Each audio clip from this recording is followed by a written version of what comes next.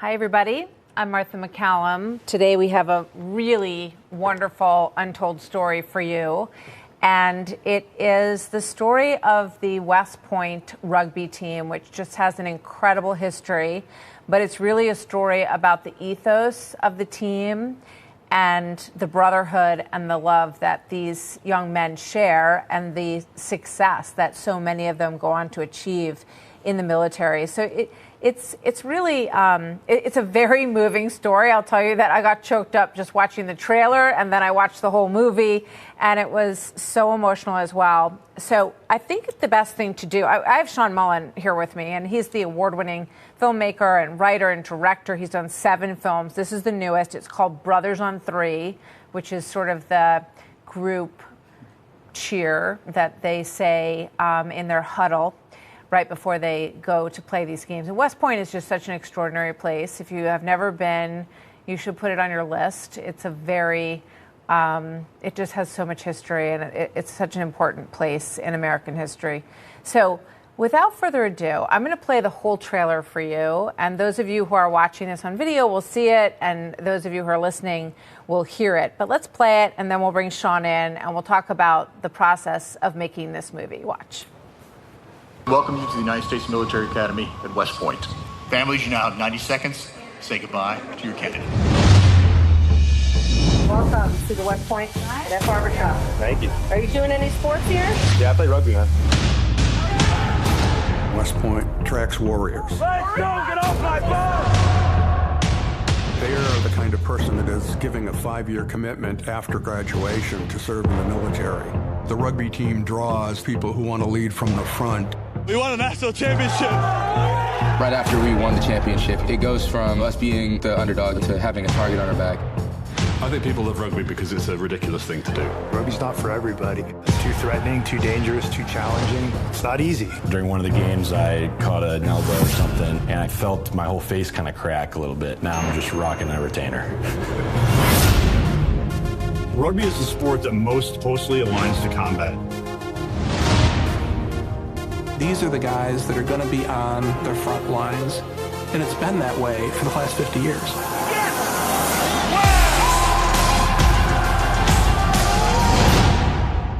I made notes in my diary, and I wondered to myself what might happen to these guys. 18 Army ruggers have made the ultimate sacrifice. Our pitch is sacred ground. It is a place that the ashes of some of our fallen have been spread. One of our classmates, he passed away this spring. We felt like the only thing that prepared us for what we've done for the last 15 years in the Army was being a part of this team. You have no fear of what you're about to step into. And in fact, you're confronting it, stepping towards it. Right? That's not normal.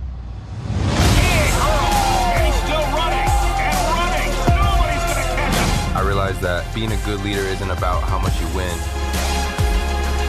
it's how you handle loss. Another injury for Army. There's 3 values we focus on to guide our behavior. Trust, commitment, and the hardest damn one to do, love.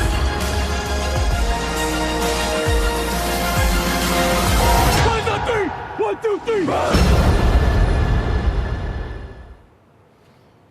So it gives me chills again, even though I've watched the movie. Sean, it's great to have you with us. Welcome. Oh, thanks so much for having me. It's really great to be here. So you went to West Point. You have your own story. Just give us a synopsis of your own story, because you've encountered some pretty extraordinary things in your own life so far too. Yeah, no, I've lived a few lives, I think. I went to West Point. I was recruited to play football there. They over-recruit, so they had too many tight ends when I showed up. So I made a pivot to rugby and never looked back. Had a great time. Then I graduated. I was an artillery officer in Germany for a couple of years, late 90s. And then I finished up my time in the New York National Guard here in New York City. I was the plans officer, which didn't require too much work of me, for at least initially. And so I started doing stand-up comedy and improv theater and writing really bad screenplays. I'm like, this is a life for me. And then September 11th happened, and they needed a lot of plans. And so I was in my uniform by noon that day. I spent the better part of the next year down at Ground Zero. I ended up being the officer in charge of the soldiers at Ground Zero, still doing stand-up comedy at night. And so that was an experience. And while I was at Ground Zero, I applied to grad school at Columbia to be a filmmaker. Got my MFA at Columbia here in Manhattan, and then moved out west. I've been in LA for a minute, just making movies.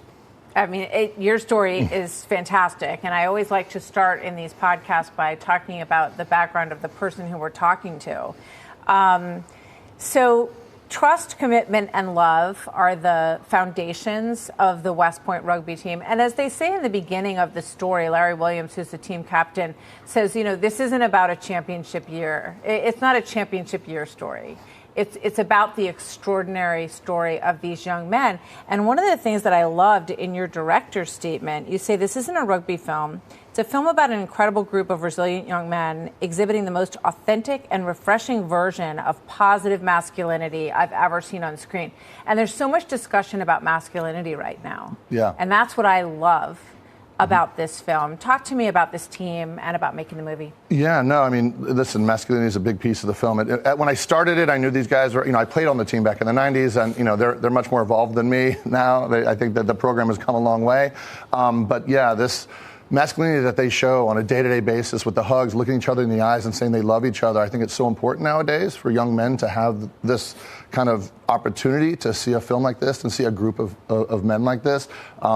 It's really just one of the things I really latched onto early in the process, and I think it's one of the things that people will see and be most surprised. I think in this current climate, people say you got to pick a lane. You're either tough or you're kind, right? And I think you can be both, and I think these guys are both. It's good to be tough and kind, and I think we're lacking that in the discourse of today's society. There's so many storylines in this movie. One of them is a young man who's applying to get into the program, and so that's just sort of a subtle backdrop of the film as we follow his story. Another theme is the very real-life consequences of what happens to these young men after they leave. They commit for 5 years of service, and they have lost some of their members who, there's part of this video, and you saw a little bit of it in the trailer, is the spreading of ashes on this pitch, on the rugby field. Talk to me about that, Sean. Yeah, that's, again, something that kind of came up organically, I think, over the years. We've lost a lot of Army ruggers, to combat and other, training and just on active duty. And so, that was just a way I think they came up to honor them, and that's something I wanted to capture, and it comes across really beautifully in the film, this sacrifice. I learned a lot while making this film. I mean, one thing I learned, and it comes out in the movie pretty early on, is this idea that if you graduate from West Point, you've got a 1% chance of making it to the rank of general officer. But if you play rugby, you've got a 3% chance. And that's a 300% increase delta, which is huge. It's a massive statistical anomaly. So we kind of tried to investigate that in the film. Why is that? What is it about these guys that kind of elevates them when it comes to promotions within the military? And even in the civilian world, I've noticed there's a lot of entrepreneurs, a lot of real risk takers that were ruggers at West Point, played rugby at West Point, and are now, out in the civilian world doing great things. And why is that? I think my takeaway, and you can tell me, I mean, you saw the film as well, but there's a certain level of kind of resilience and grit and, just intestinal fortitude to play the sport and to attend West Point. I think it's just a really nice kind of Venn diagram of the type of person who would want to go to West Point and the type of person who would want to play rugby, and that little intersection there, I think, is a unique individual.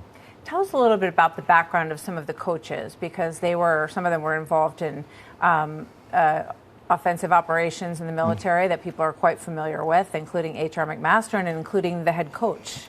Well, yeah, so gosh, there's a few. So H.R. McMaster played, he was not a coach, he played in the 80s, and he went on to be the National Security Advisor, and he was a Lieutenant General, and he's most famous within military circles for leading the Battle of 73 Easting in the first Gulf War, which was he was severely outnumbered, and his training just kind of kicked in, and he led his troops through an incredible successful battle. And then you've got people like Larry Perino, who was again another Army rugby player, who he was one of the lieutenants in Mogadishu in Somalia, where for the film Black Hawk Down, it was based on his heroism. And so yeah, we just have a long list of graduates who have done pretty remarkable things. And the thing to me that makes me feel so proud, since I wore the jersey and I played on the team, is less than 1,000 men have ever worn that jersey. And if you think about the impact that those men have had on this country, it's extremely outsized, contribution. And what is that brotherhood like after graduation? It's really tight. I mean, to this day, I mean, multiple times a year I get together with my teammates, and definitely don't film that for documentaries,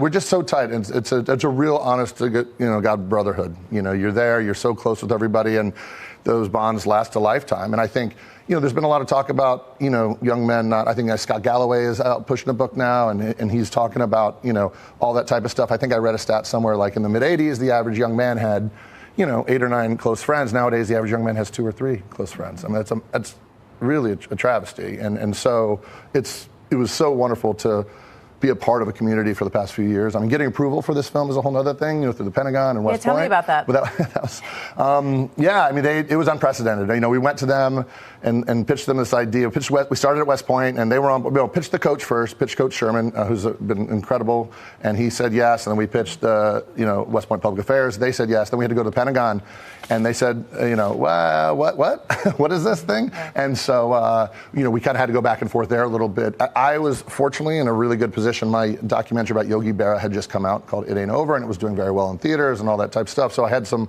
bit of momentum. And then I teamed up with Brian Anthony, who's a successful Hollywood screenwriter, who's also a West Point graduate, and he was captain of the 2001 rugby team. So we had these 2 kind of Hollywood, filmmakers who approached the Pentagon, and they said yes, and it was really wonderful. And so they gave us incredible access, better with the team for the entire season. They won the national championship in 2022, West Point did. And so that was kind of the tipping point that said, okay, let's follow them for the next season, see if they can repeat or see what happens. And they did not repeat, but what happened ended up being almost better in a way. So what was it like interviewing these young men? Because they're great on camera. I mean, watching these, how did it take a long time for you to get them to open up? How did you create an environment where they felt comfortable talking? And I should just mention that one of these boys, my sons grew up with, who's on the team. You'll see a little bit of him in this film. He's not one of the main guys of the storyline, but Jack Simpson has his own great story, and he's a wonderful young man, and everybody from Ridgewood, New Jersey is incredibly proud of him, and my sons played sports with him growing up. So, and each one of these young men has a great personal story. I love them all. I mean, Jack's a great guy. I mean, him, Jack, Gannon, and Austin, the 3 of those guys, they have their own kind of story that we wove through the film. But the way I was able to get them to open up, I think we spent a lot of time together. First of all, I think a few things. First of all, I played on the team. I wore that jersey, and not a lot of men have worn that jersey. So I think they immediately, trusted me as an older brother. Then I'm just getting to know them over the course of being there and talking to them and going out with them a little bit and have dinners and meals, and I think it got to the point where the cameras weren't even there anymore, and that's always the best stuff. If you can get your documentary subjects to forget there's even cameras, you tend to get the best stuff. And I think another thing that stuck out to me was that was really just made me feel really great, and made me feel, very hopeful about the country, is this idea that I spent a couple years with dozens, if not maybe hundreds of cadets overall, and I couldn't tell you the political persuasion of one of them. Democrats, Republicans, I just saw Americans, and I think that kind of sense of unity, is really, the apolitical nature of the military, I think is so important to me. It's something that I hold very dearly. I was a constitutional law major at West Point. I was the first West Point cadet to intern the Supreme Court. I'm a bit of a Supreme Court junkie, and I'll go and read, read the cases when everything gets, kind of comes out, and I don't know. I just really was really happy to see that these guys are putting everything else above anything personal. Well, it definitely gives you faith in the country, and it gives me a sense of security when you see these young men who are willing to make this personal commitment of not only getting into West Point and then going to West Point and then serving for 5 years after that. I also loved that the Henry V theme that's woven through. Mm-hmm.